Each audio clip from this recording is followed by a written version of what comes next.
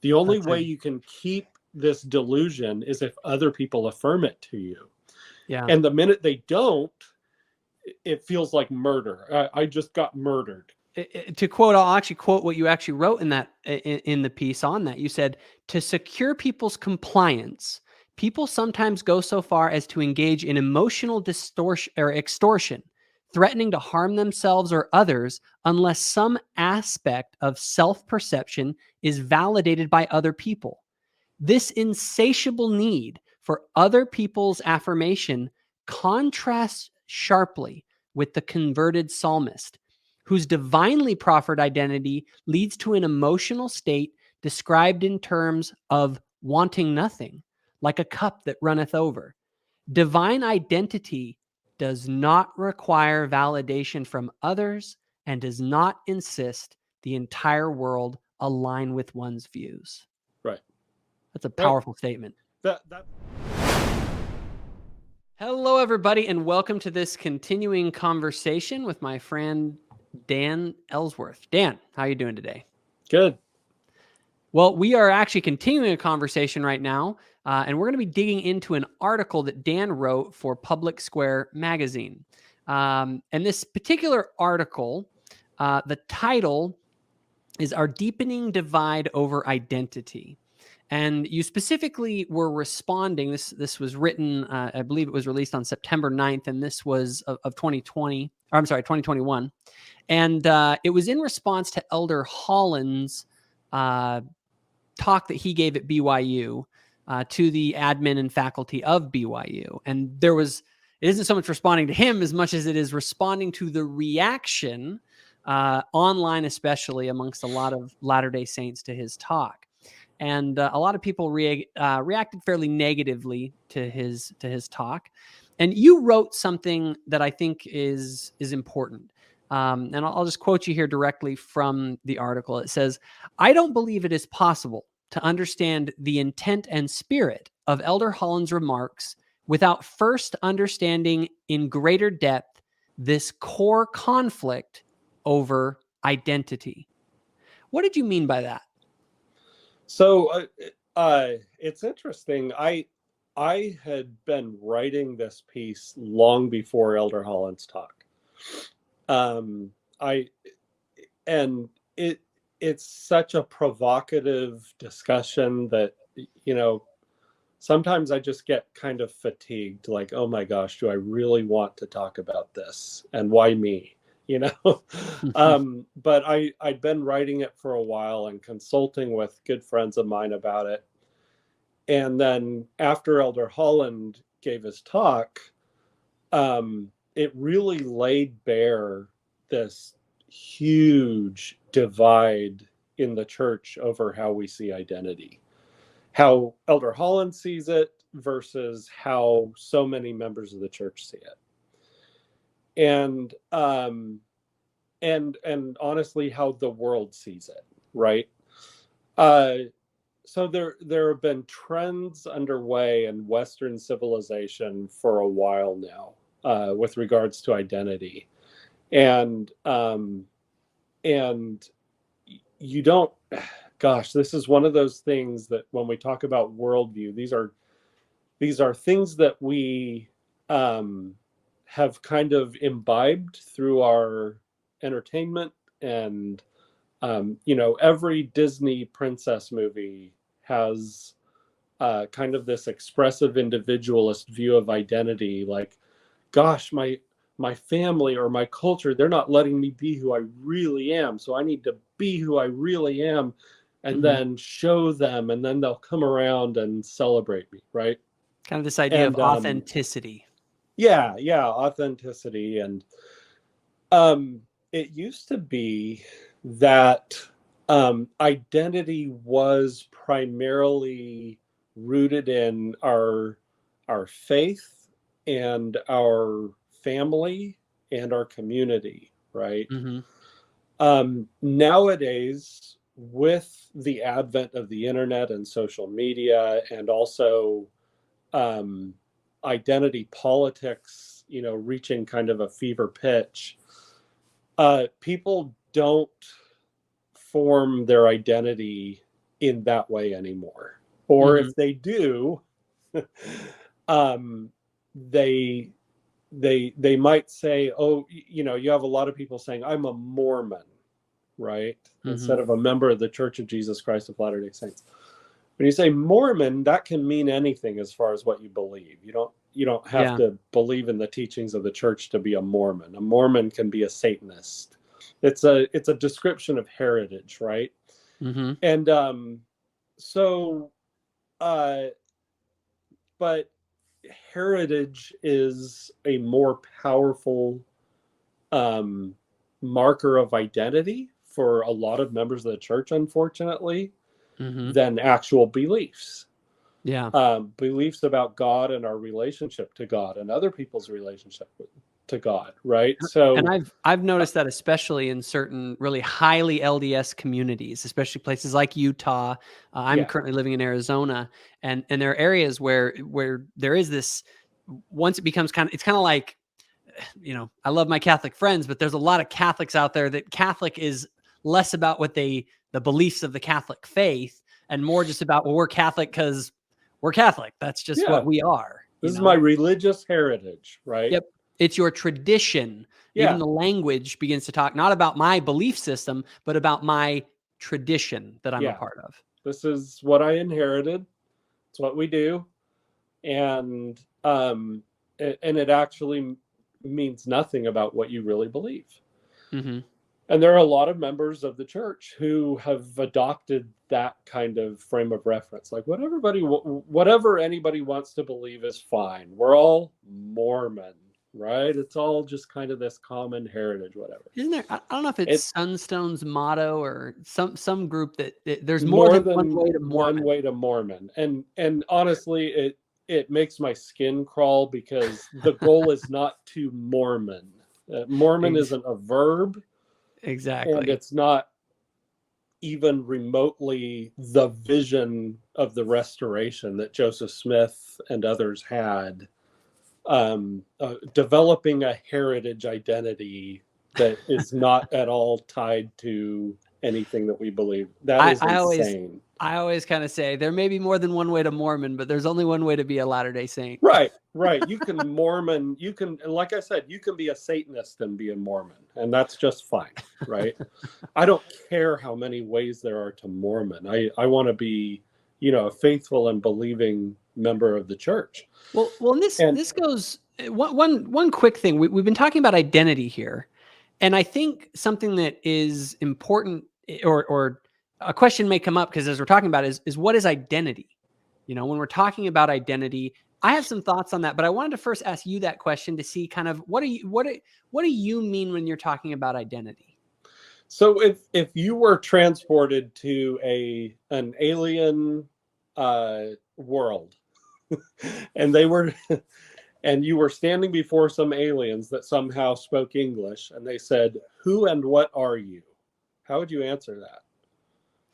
You know, and what things would you rattle off to explain to them who and what you are? It'd be hard. Well, I mean, if they didn't understand my culture, then it'd be very, very difficult for me to really give them anything that they'd be able to identify me with. I guess I would need some point of reference to say, this is something that you understand, and I am like that thing. Yeah.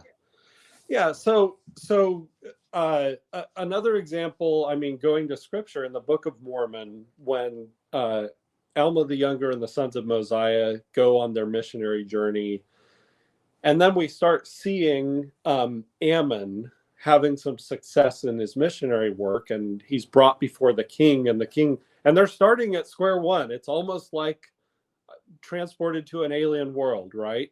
And he begins with the creation of the world, and teaches him, you know, there is a God. You are a child of God. So am I.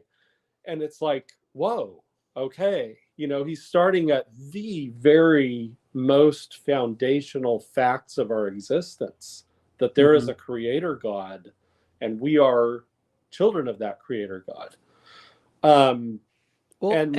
And to you go know, build off so of that, to build off of that real quick, I just wanted to interject something. Is I heard someone else frame it this way, and I think it ties directly into what you're saying. Our identity is sort of the role that we play within the game, right? If we're playing baseball and I'm the catcher, that tells me something about like my identity as the catcher within the game of baseball is to catch the ball when the pitcher throws it. I know my job. I know where I fit in the broader context of reality. And so it signals to others what part I play in the game, and it lets them know kind of what they can expect from me and my place and purpose within the world, right? And so I guess my way, at least, of framing identity, and like you're saying, is I guess what you're saying in effect is what they were doing in the Book of Mormon was they were laying out the game that we're all playing, and then they were saying, here is your part in the big picture, in the game of existence. yeah. And so identity, in a sense, it tells us where we fit in all of this and what our role is, and because of our role, how we should interact with one another. Yeah. So it's so the sports analogy is a good one. I would just say it's almost like saying, you know, in that Book of Mormon context, Ammon is telling King Lamoni, hey, we're on the same team. Mm-hmm. Right?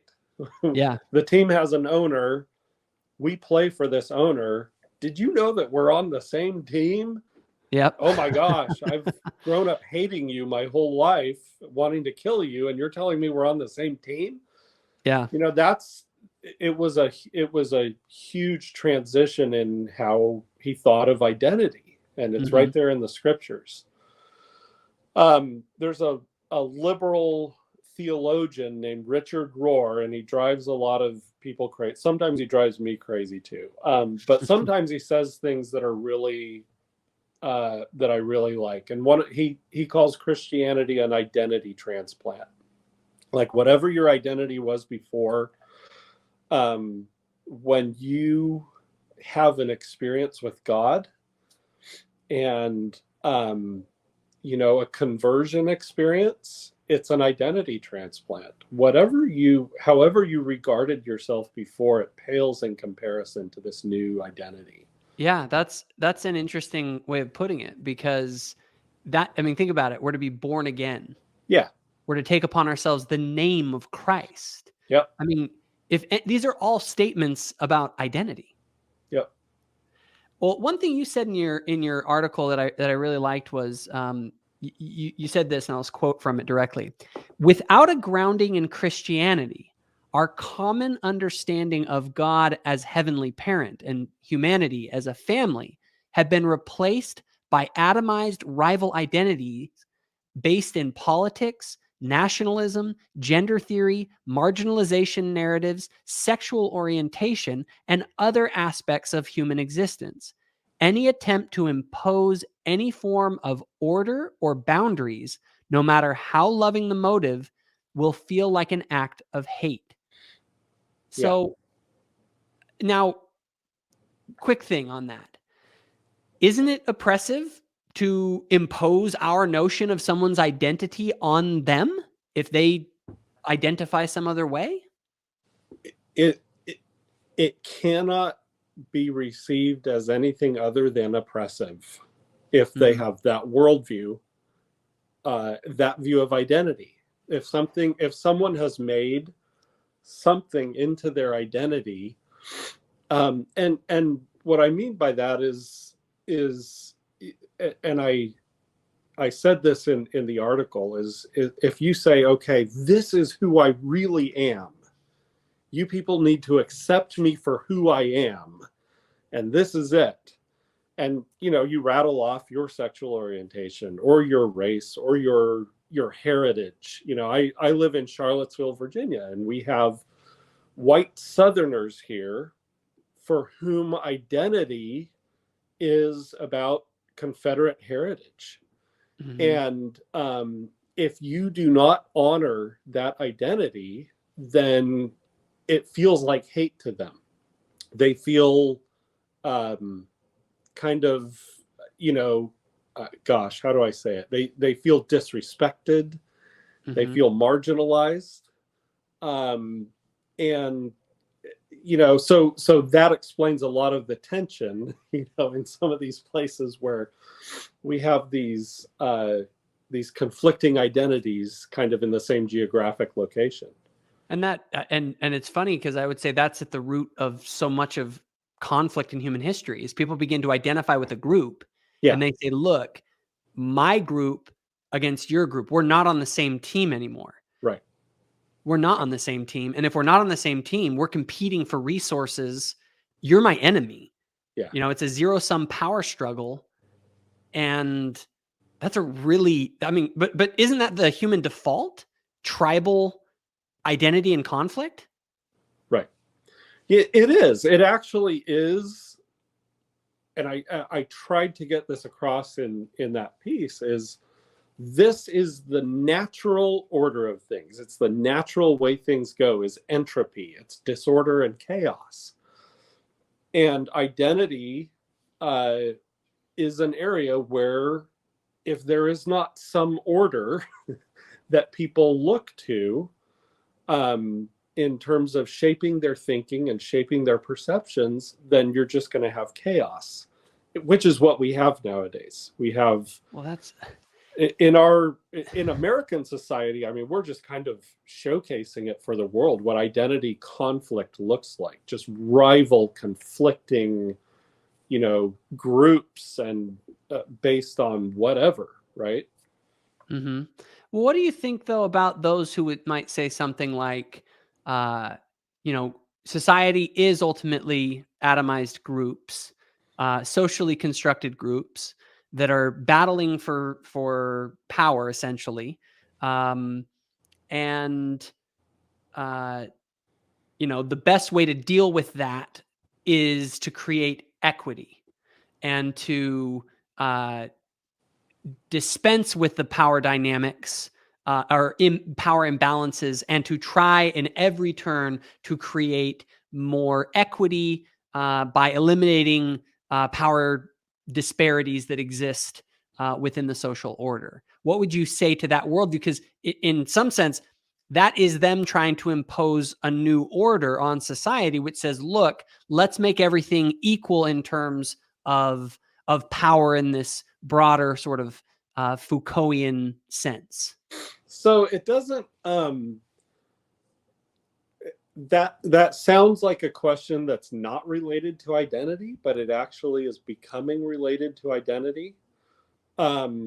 Because if that is your impulse, if your grand narrative is, and this is a religious narrative, that the great sin, the great sin of our social order is a lack of sameness.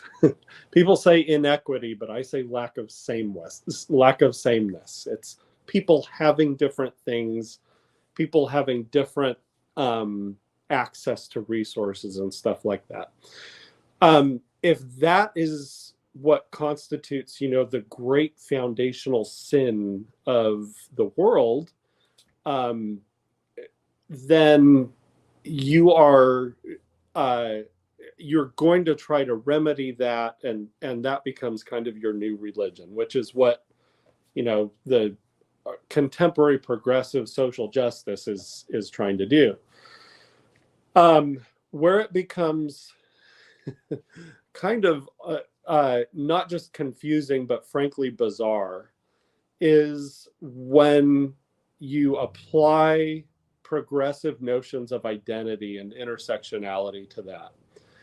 So I think I mentioned in the article, the governor of Vermont, when he was announcing availability of vaccines to the general public, he said, if you identify as indigenous or Black or some other minority, I can't remember his exact language, then you have early access to the vaccine, right?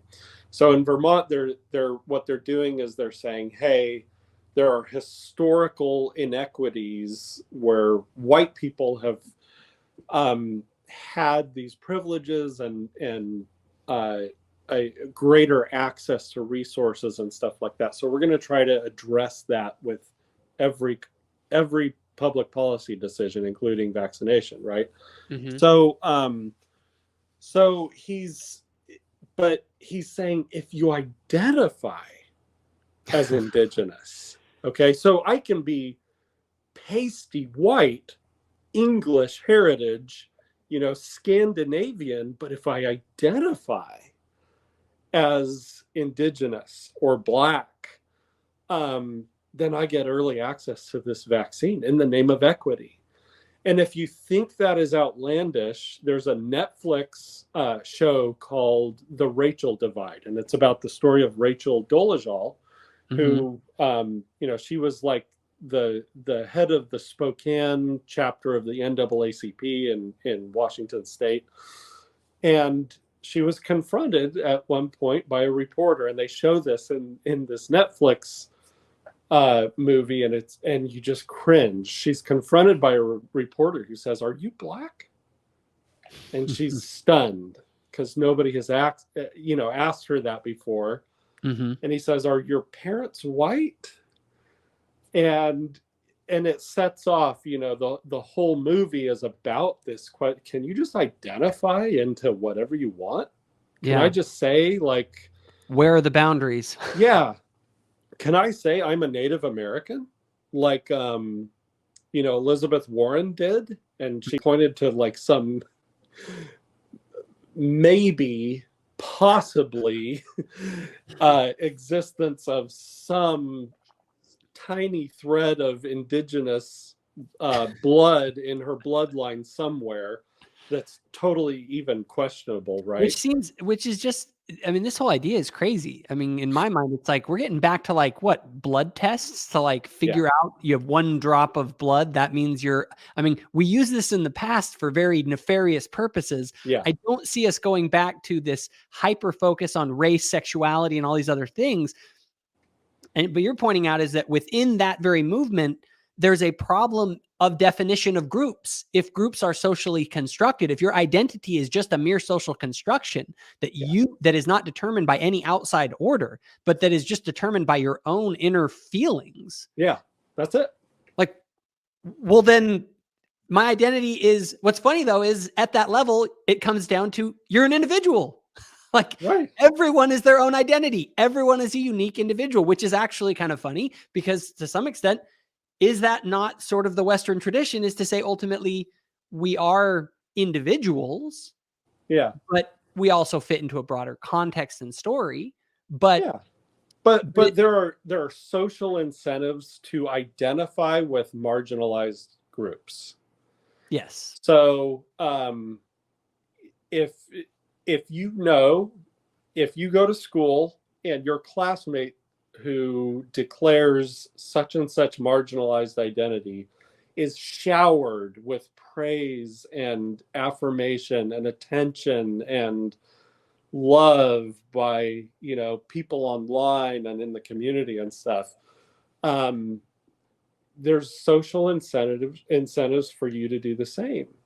And if you're not allowed to speak about public issues because people say, "Oh, you're not part of a marginalized community, so you don't, your voice isn't really wanted," And if you hear that enough and you see other people identifying as a way of gaining access to conversations that you're excluded from, then you are going to identify. You're going to claim, "Oh, I'm queer, I'm indigenous, I'm whatever." You're just gonna, that again, it's a religious impulse. It's almost like baptism. It gives you credibility. I'm part of, now I'm part of the group. I have a say. I have a voice now. Because and so again, though, I mean, it's all based on internal perceptions. Yes. I perceive that I'm indigenous or queer or something other than my biological sex. And there's not really, so anyway. Well, no, I was going to say there's you also talk about the book, which I just started reading, and it's already blowing my mind. So thank you very much for mentioning this book. It's the book, The Rise and Triumph of the Modern Self, by Carl Trueman. Yep. And I'm going to tell everyone listening, you need to go get this book. You need to read it if you're interested in this discussion, because I've only just started to get into it, and it's really been blowing my mind. What does that book contribute to this discussion? That book gives you kind of a philosophical, it gives you the pedigree of this chaos. Like, okay, if you're like me and you look at this and you go, oh my gosh, this is just madness. Yeah. This is insanity. The world seems to have gone crazy. Yeah, the world has gone crazy. Well, how? How? Is this something that just happened? No, I mean, he traces it back, centuries of philosophical thought in the West, and how this has kind of emerged over time to what he's saying is this is just the logical conclusion of, a lot of philosophical thought for a long time, a lot of trends that have been underway for a long time. And so he gives a lot of context to this. And I cannot overstate how important that book is. It's so important.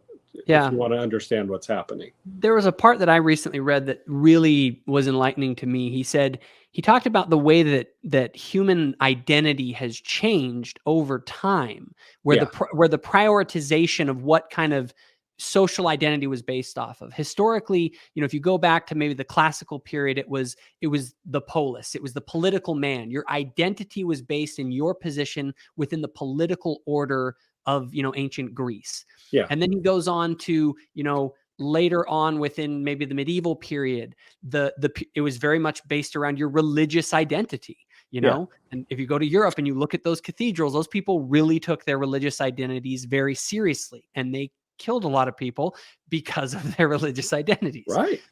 And then after that, you get into sort of the Enlightenment and the Industrial Revolution and the rise of capitalism, and all of a sudden a person's economic station. You are what you do for a living. Yes. And that very much becomes your primary identity. And then he points out that what we are witnessing right now, and I believe he was quoting someone else who was doing this, so I don't think it was Truman himself who was doing it, but he's saying that now what's happening is that your identity is dependent not on external factors and things outside of you, but to your internal emotional and psychological state. Yes. And so we now are this psychologized being, where your identity is not determined by anything but your own feelings. Right. Yeah. And that's why Rachel Dolezal, and you see it in this Netflix video. I mean, for heaven's sake, if anybody watching this says, oh my gosh, you guys are talking in extremes, there's no way this is representing, watch this Netflix documentary. Yeah. Watch it. See for yourself. Go read Queer Theory. Go study that in depth, and you will see that is entirely based on this entire notion. Right. And you actually, in this Netflix documentary, you actually see, I'm a huge fan of the documentary. Again, it's called The Rachel Divide, because you really get to see people put forward their reasons why they support her and why they don't support her, and her reasons as well. And you can kind of see why she arrived at this point where, she has changed her name now to a Black name, because she just really wants to be perceived as Black. And one of the things that she says, I think it's one of the very most important things she says in the documentary, is she basically says that she's obsessed with how other people view her. In other words, she wants to be viewed as Black by other people. She needs that. And she's obsessed over it. And she admits this in the documentary. And this is an incredibly important point, and it comes up in my article as well, is when you get to this mentality about identity, other people's affirmation, you have to have it in order to sustain this delusion. The only way you can keep this delusion is if other people affirm it to you. Yeah. And the minute they don't, it feels like murder. I just got murdered. Yeah, they use those terms, you know. Yeah, they talk about it's violence. My existence has been questioned. And yeah, that's exactly right.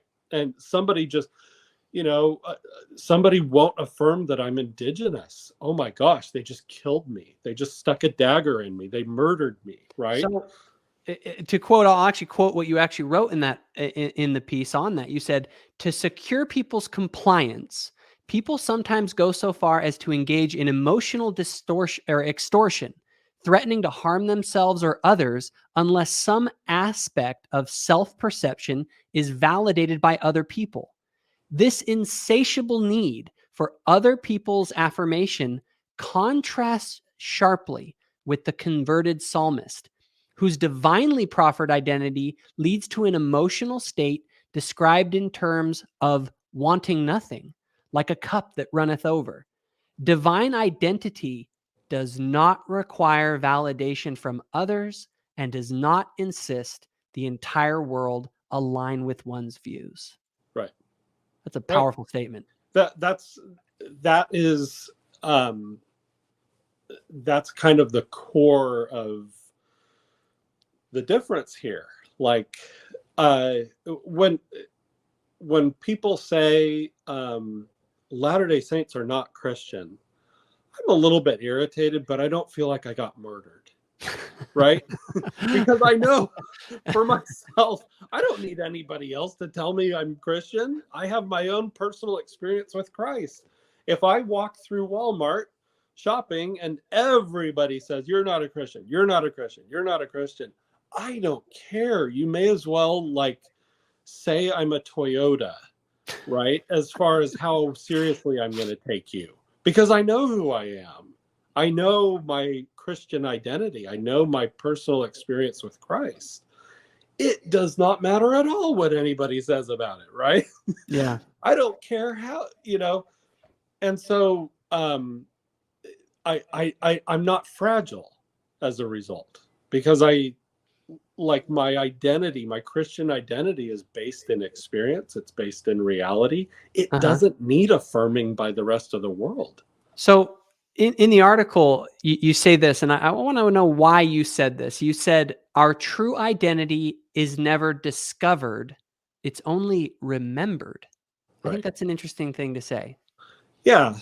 And this is, this speaks to a lot of narratives in popular culture, in music and movies and stuff. They talk a lot about self-discovery. Oh, I'm discovering who I really am. And you have Glennon Doyle, the popular author. She left her husband for a woman, and she said, oh, I just discovered who I really am. She speaks in this language. This is who I really am. And then she leaves that woman and goes for another woman. No, I'm really discovering who I am.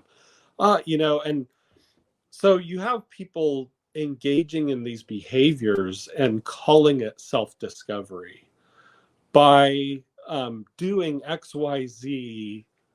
I'm finding out who I really am. Sometimes that might be like sexual activity. It might be drugs. It might be like... It is weird that their sense of who they are is so tightly tied to things like your sexual orientation. Now, granted, these are important parts. They're powerful aspects of who we are. They're powerful life experiences. Yeah. Okay, good. They're incredibly formative, relevant, important life experiences. But our life experiences aren't who we are. They're not our identity. And I bring up in the article, I bring up Buddhism, because in Buddhism, they've been teaching this way longer than Carl Truman and Dan Ellsworth and those of us who are talking about this, right? In Buddhism, there's a simple formula. They say to identify is to suffer. You are increasing your mental and emotional suffering. The more things you make into your identity, you're making yourself miserable. And that's an incredibly powerful piece of ancient wisdom that is shared with Christianity, right? Yeah. The difference between Buddhism and Christianity is Buddhism, they're very good at saying what your identity is not. It's not your life experience. It's not feelings that you have this year but might not have 10 years from now. Yeah. Those are not your identity. Your feelings are like the weather, right? They change. Your perceptions of the world, those are like the weather. They're going to change over time. They're not your identity. And that's why the Buddha was so emphatic about this. He said, none of these things, your thoughts, feelings, perceptions, your will, your desires, all of these things, these are not self. Self is something different. It exists apart from those things. Christianity says the exact same thing. Christianity says you're a child of God redeemed by Christ. That's your identity. Yeah, and all of it gets swallowed in that. There's that idea of all identities are swallowed up in Christ. Yeah, it's that notion, and Buddhism would say that you like basically want to get rid of all identity. Yeah, they're good at the subtraction part of it. Yeah, where Christianity is just saying we need to take that identity and everything gets swallowed up in this one thing, and that's the thing that matters, and everything gets oriented around that axis.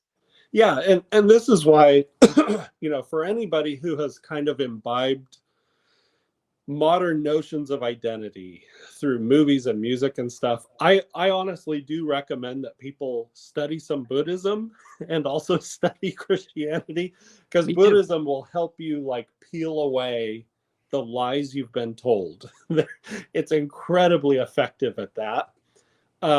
Christianity will tell you who you are. Right?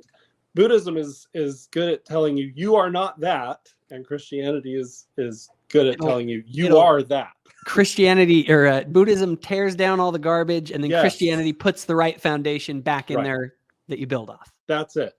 And the two of them are like peanut butter and chocolate when it comes to identity. Well, when you say you also talk about the family proclamation. Actually, before we go to the family proclamation, there's one other thing I want to get to before that. And that was, you talk about Mary Magdalene in the show The Chosen, which is really great. And you use it as kind of an analogy. Talk about why that story is relevant here. Gosh, I loved that scene in The Chosen. This is the scene in the show where you actually see the Christ being the Christ. It's no longer like, who am I? Who are you? Mary is somebody who's struggling with these personal tendencies and temptations and stuff. And Jesus comes to her and says, he calls her by her name. She has been, she and others have been calling her Lilith, and he calls her by her name, and he recites some scripture to her that lets her know that God is speaking to her, and I know you. I know your real name, right? I know who you really are, and it's not this stuff that's happening. This isn't your identity. That opening kind of reveal is all about divine identity. You're mine. You're mine. That's your identity. It's not like all this stuff that you see and perceive and are dealing with, right? I thought that was incredibly powerful. I thought it was inspired. Just a wonderful portrayal. And that is, I mean, if you see anything today, it's this lack of peace, I think is got to be the way to sum up our world.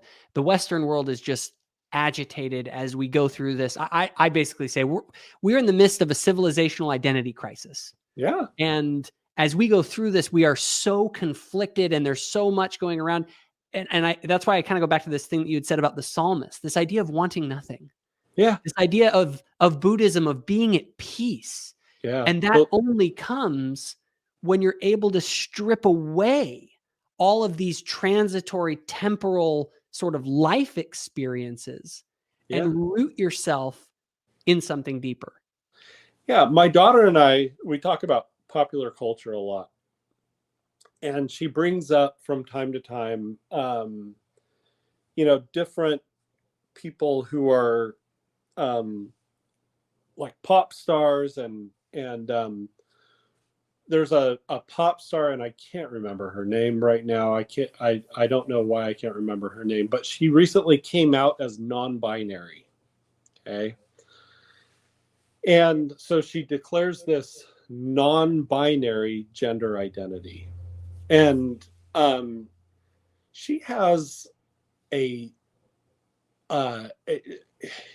gosh, when you think of this individual, the word that comes to mind is turmoil, just constantly needing attention, constantly, posting things that draw attention and attention and attention.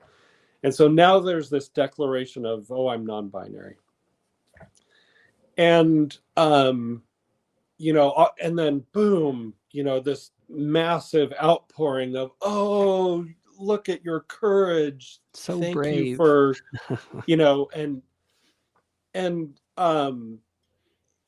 so this is an individual who is craving, has an insatiable appetite for affirmation. And,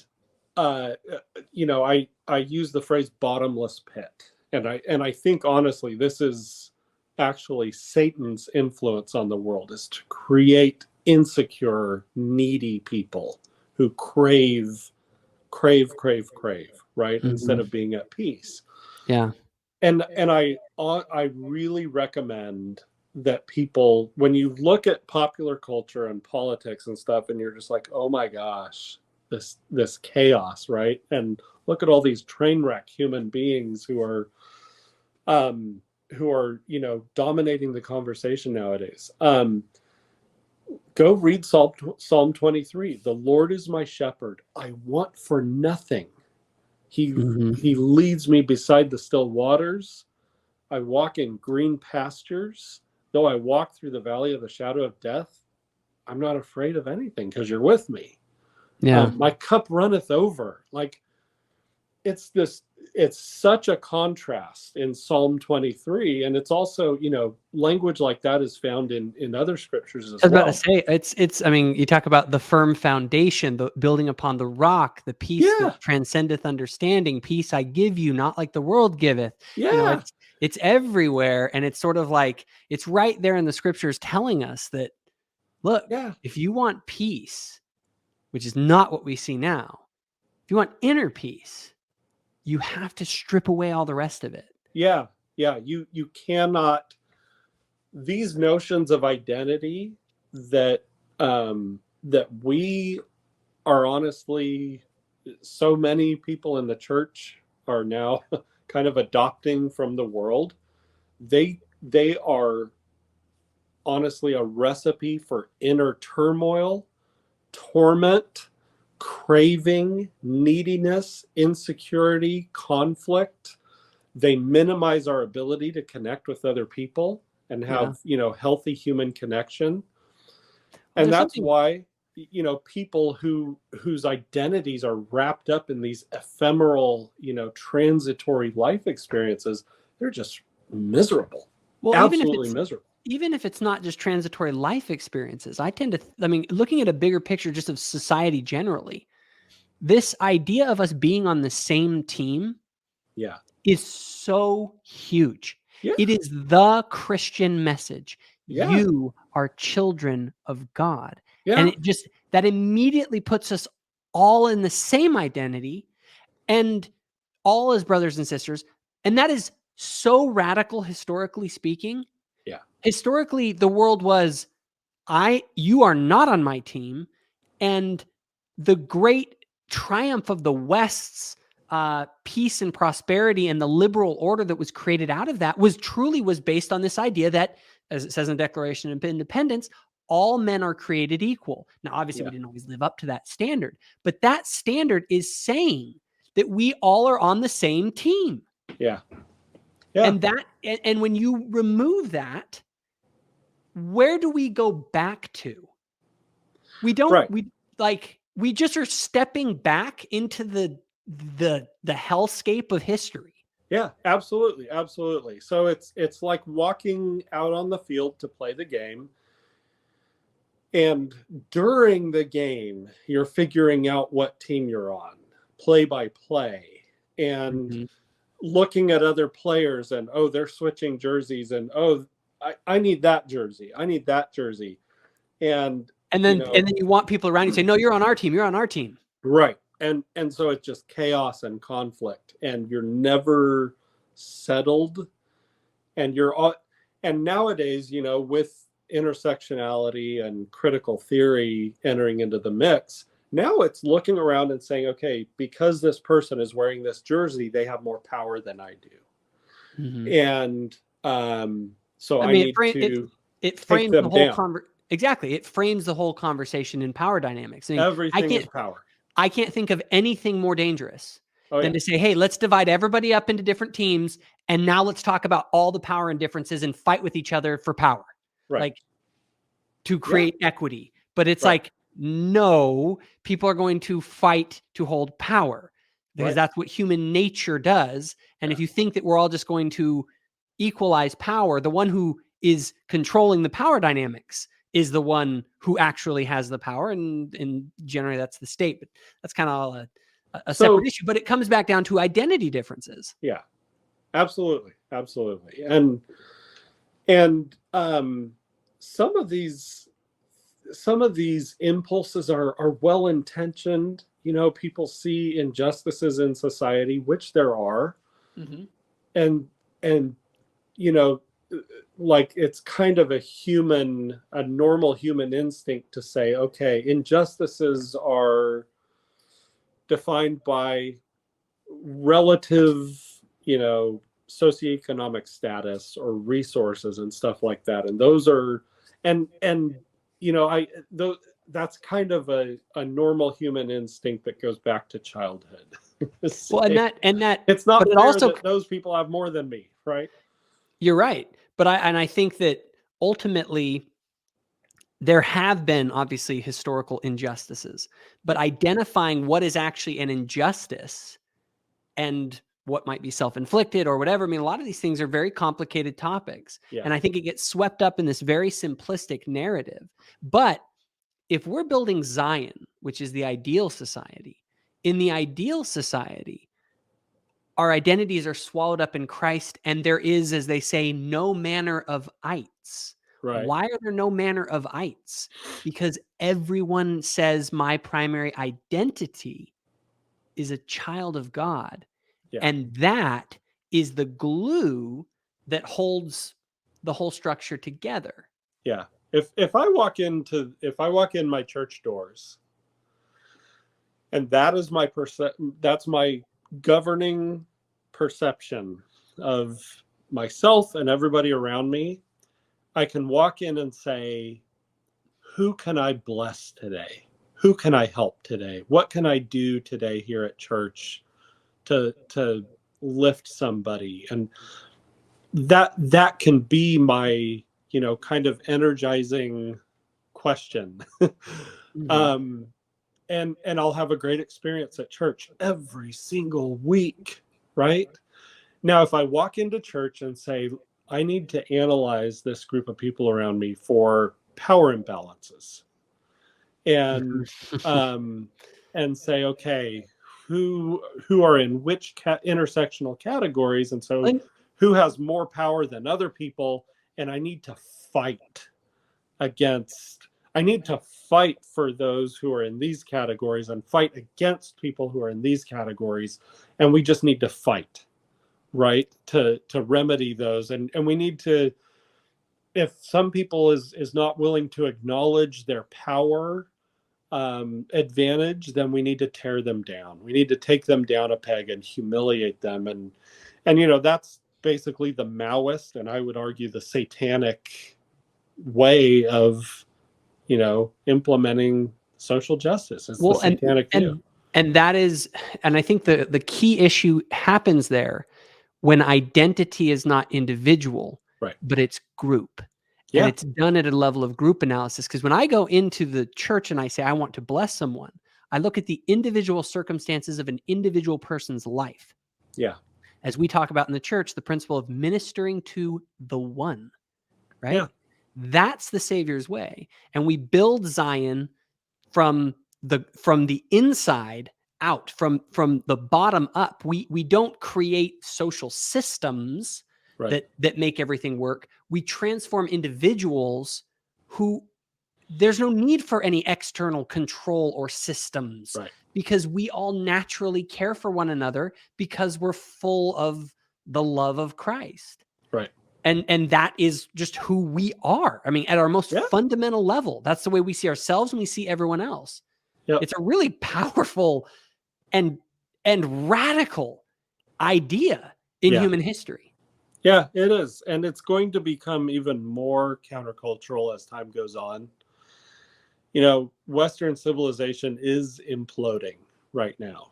Mm-hmm. And people who are willing to really adopt that notion of Christian identity are going to become increasingly different and unique and stand out, be the light on the hill. But my sad prediction is that we are going to lose a lot more members of the church in the coming years over this, because they've adopted, these notions of identity that are just white, Western, wealthy notions of identity that lead to chaos. Yeah. And they're going to feel church is just going to become more and more miserable because the church leadership is never going to accommodate that. Never. Mm-hmm. So with all this in mind, what do you think? So Elder Holland's talk, people have made it up and gone after it, is he used a musket analogy and he doesn't like gay people and, all that kind of stuff. But what was it really about?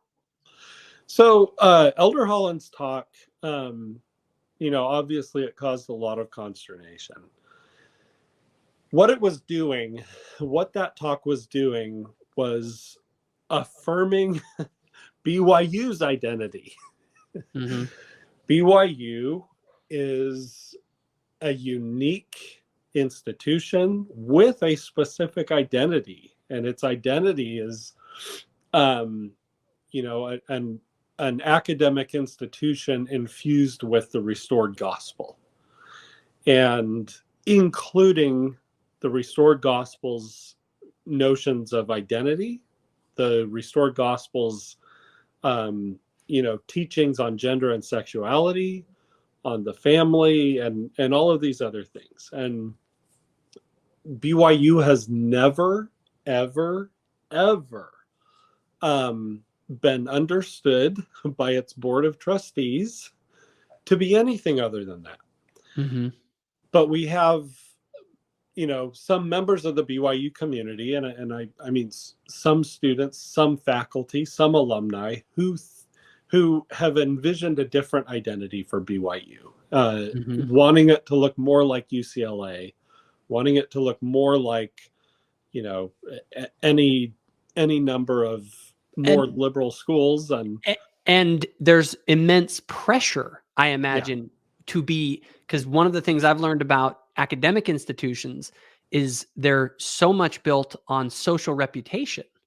Right. And so if the university holds true to its doctrines and to the family proclamation, you're talking about being isolated in society as us as individuals and as Christians. Yeah. Should we expect isolation from academia which is an area that has fully adopted these sorts of things. I mean, is it even possible for us to maintain a level of prestige within that community if that community drives off the identity cliff that Western civilization, and in fact probably is in the driver's seat of the car, driving Western society off of this identity chaos cliff?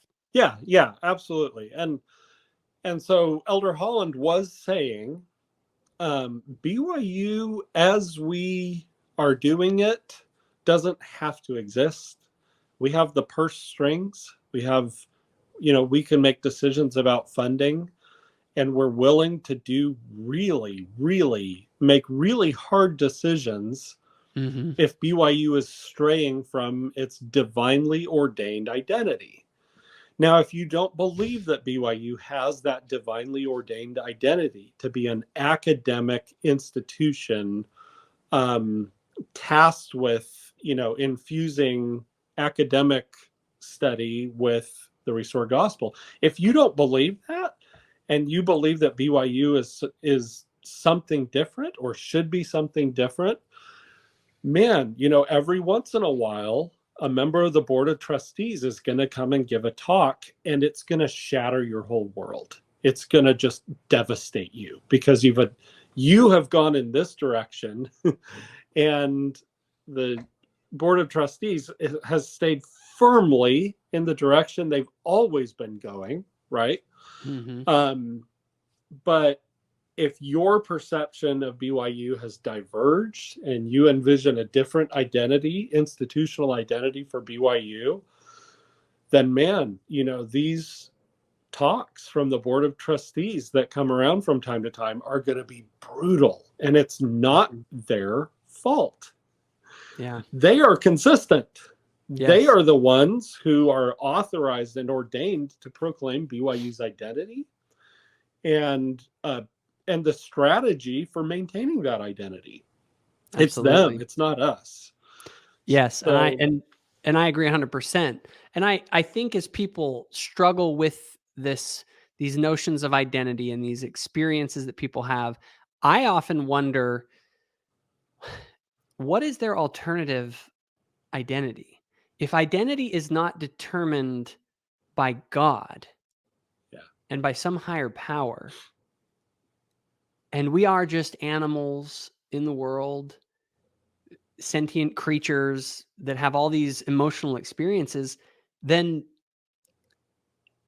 maybe the truth of the matter is, at least from that perspective, like I guess what I'm getting at is, I don't see it as irrational to believe that I am just whatever I feel, because if what I am ultimately is just a sentient something in the universe, then that is what I am. That's all that I am. But that's the thing is like, BYU of all places, like you guys should know better. Like literally at the foundations. That's the thing that's so funny.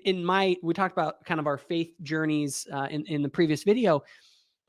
It's these fundamental questions that where we've gone off the rails. In society and in the world. And if you don't understand what you're giving up, what the alternative is, when you leave God, okay? The most fundamental question that we ask, about our identity or about our life, is there a God? Who am I guess is really the most fundamental question. And what is your answer to that question? Because the answers, one leads to like life and order and beauty and I matter, and the other is this hellscape of, like you were saying with the sport analogy, of different teams trying to recruit people and people switching jerseys, and it all is just, it doesn't matter. It's nothing. It's chaos. That's the nature of the world. Tribal battles, power.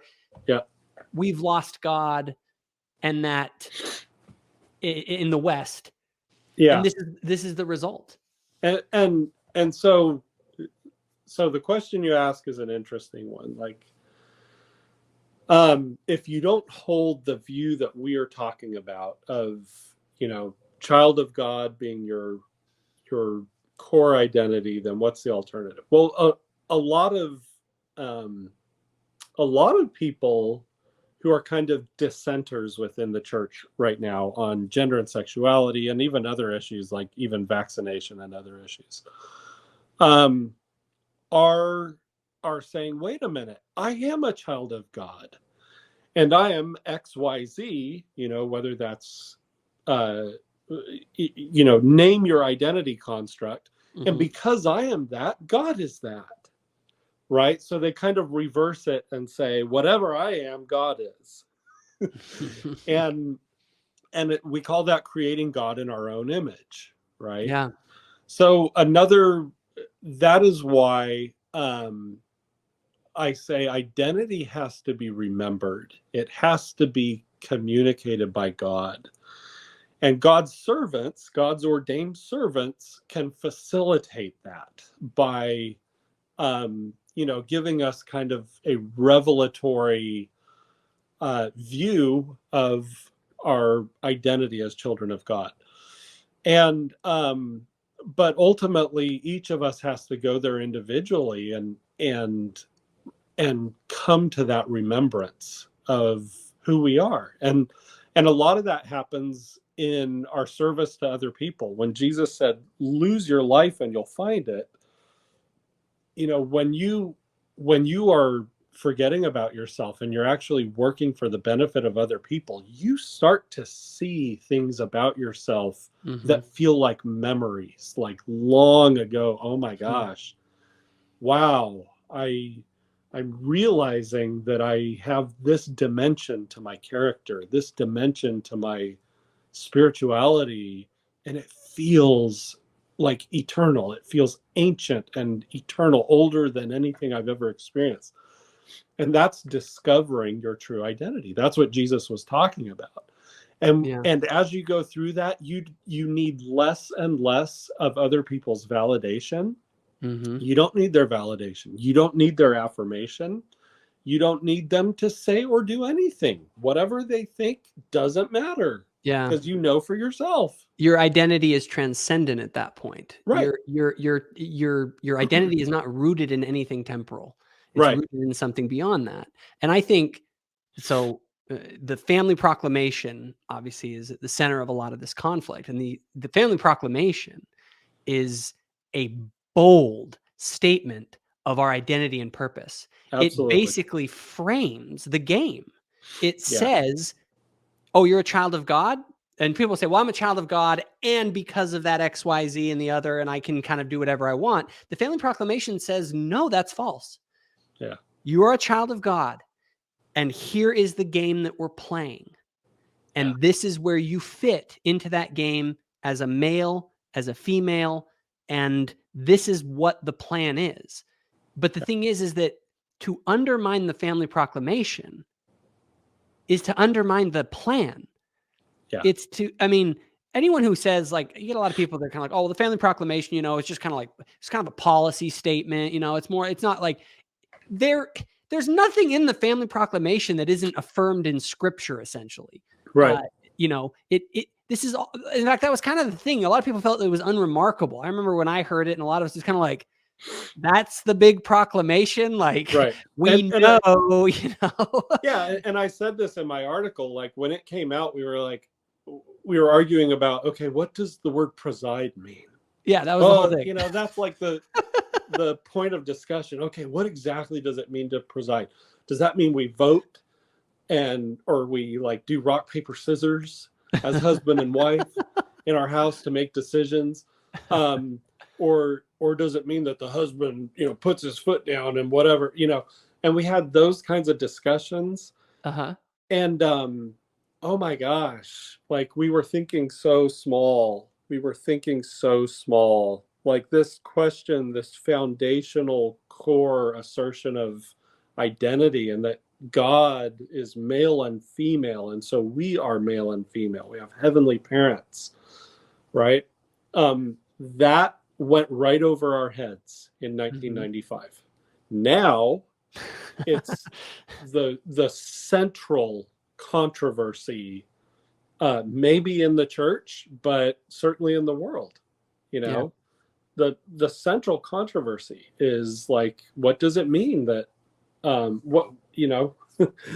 male and female. Why does there need to be male and female? Why is it that God wants God's children to be born into families where there is a father and a mother, a male and a female, living in a loving, low conflict marriage that where they teach children? Why? Why is the woman essential in a marriage? Why is the man essential? You know, those are incredibly important questions. So yeah, the family proclamation, it was bland when it came out. I was like, this is so bland, you know? And now I'm like, wow, it's like not bland. white hot controversial. Yep. No, so you know, I've always viewed sort of building Zion as this thing that starts in individual human hearts with the recognition of their identity as a child of God, and then trusting in that God to understand his plan and what he wants to reveal to us and what he has revealed to us. And what he's revealed is an order, a celestial order, an order with which in which the family proclamation lays out, where husbands and wives come together to form the basic unit of society, the basic unit of Zion, a family, a mother, a father, and children. And now you have people trying to redefine the idea of family to where it's just any loving relationship. And that's not what our doctrine is. That was not the theology of Joseph Smith. And then from these families, we build outward, because if you have a great family and then you have a great extended family, and then a collection of these families form a ward, right? Even within the structures of the church, and they take care of one another, and then stakes. And I have this sort of idea, this vision of Zion of my own, that all of the social systems in the world, if people live the gospel and live the Zion, you know, and form this Zion, everyone joins the church, everyone honors their covenants, everyone does this. The more and more people do that, the less and less you need social institutions outside, like police. Why do you need police? If everyone's, you know, getting along, why do you need redistribution? Like, we just distribute amongst ourselves as needs arise. Like, there are no ites among us. There's no political parties, because we all have been swallowed up in Christ. This is the vision of Zion. This is the vision that we are trying, that Joseph Smith was trying to build, that everyone, it's like, that's what we are as Latter-day Saints. Like, that's our message to the world. We have the restored gospel, and we are here to build the kingdom of God on earth. And it's, to me, that's like, holy cow, that's a cool vision. Like, I'm on board. Like, I'm going to do my part. Let's build the kingdom. So, and what you said about order is important, because order, and this is where, so I have I have an idea for another article I want to write, and I've hinted at it in some of my articles, but I want to talk about what Satanism is, because when I was little, when we talked about what Satanism was, I imagined like people gathering to worship Satan. And I read an article once where a Satanist said, we don't do that. As Satanists, we don't gather around and worship this thing called Satan. We just worship ourselves. Yeah. That's it. And and I was like, what? That sounds boring. But now, well, like with the wisdom of years, I'm like, oh my gosh, yeah, that really is satanic, right? And but this allergy, this aversion that people have to any kind of order, thinking that order is always oppressive, order is unfair, order is stifling, order is, you know, that is a satanic impulse. It honestly is. I don't know how to sugarcoat that, right? It's satanic, because God loves order. God has an order, right? And I believe that part of the impetus for the war in heaven was satanic rejection of order. It was like, give me thine honor. Why can't I have it? Why does there have to be this order that results in God the Father having honor but not me, Yeah. and so you see this just kind of rejection of God's order Absolutely. in the words of Satan, going back into pre-exist or pre-mortality. And So that's anyway, that's a forthcoming article. But order is something that we need to talk about. We need to mention it. We need to teach that word and why it matters in the gospel. absolutely. Well, I've really enjoyed this. I think we're about out of time. Is there anything else you'd like to say before we sign off here? I would say once again, like if any of you think that this discussion sounds bizarre or that we're taking it too far, go to Netflix, watch that documentary called The Rachel Divide, and see how accurate our description is of this phenomenon of identity conflict. And really watch people articulate these ideas in real life. It's fascinating. It's actually a great case study in what we're talking about. But yeah, I mean, this is a concept we need to learn. We need to internalize and teach to everybody in our sphere of influence. Absolutely. And I'm going to recommend that everyone read your article in Public Square Magazine. I think you just did an absolutely excellent job. I will also link in the description of this video the documentary that you were talking about, as well as Carl Trueman's book. So people, if Good. they want to really dig into this, they can do it. So Dan, thanks so much for coming on and joining me today. Okay, sounds good. Take care. If you enjoyed this video, give it a like and hit the subscribe button. Also, if you want more content, including the podcast, go to thoughtful-faith.com. Thanks for watching.